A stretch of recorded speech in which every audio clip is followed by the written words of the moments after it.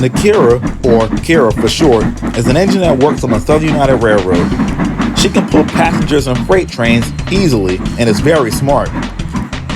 Out of all the engines she knows, she's closest to Larry and can often be found working with him in the yards or on the main line. One thing about Keira is that she doesn't say anything unless she knows she's right, and often corrects Larry when he's wrong.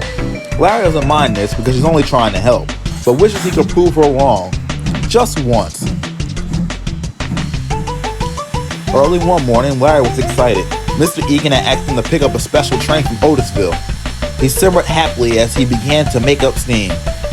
As he did, Keira noticed something. "Larry?" she said. "Yes, Keira," replied Larry. "You're wheezing. I think you have a leaky valve." "No, I'm not," grumbled Larry. "It's probably Kevin." Keira looked over at Kevin, who was fast asleep while his crew built up his steam. "I specifically hear it coming from you. You should go get checked out and let another engine take your train." But Larry wasn't going to do that. "Look, Keira, I appreciate your concern, but my valves are fine." And with that, he puffed away. "Goodbye," called Larry. "I'll see you this evening." "Bye, Larry," Keira replied, defeated. Larry headed along the line, feeling very pleased with himself. "Leaky valve my tender," he said to himself. "I'm perfectly fine. I don't know what Keira was talking about." Larry arrived at Otisville on time and collected the cars. The cars were very heavy. The signal tower showed clear, and Larry began to steam off, but very slowly. "Come on, Larry," said his driver. "Stop playing around." "I'm not," groaned Larry. "These cars are just heavy." Thankfully, Jorge was in the yard and was able to help Larry get the train moving. Larry was glad to finally be moving, but his troubles were just beginning. His valve was indeed leaking.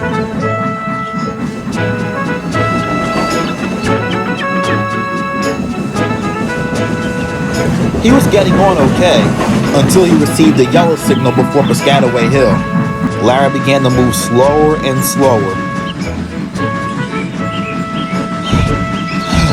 "All I have to do is drop off this train and sneak off to the works and get repaired, and Keira will never know.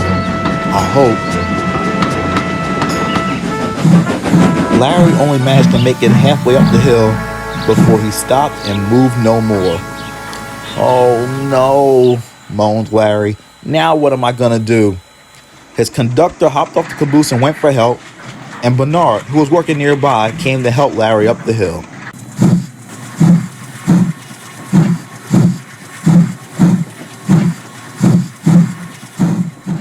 Once Larry was at the top, he was able to continue on his own.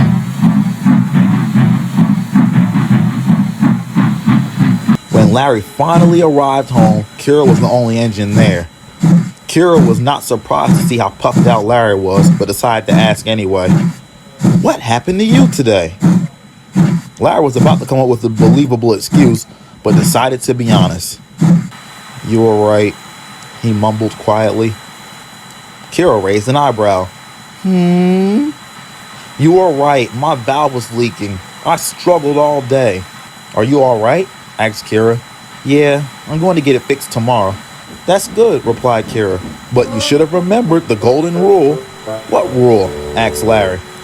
"I don't say anything unless I know I'm right," she smiled. For the first time that day, Larry managed to laugh. "You are right," he chuckled.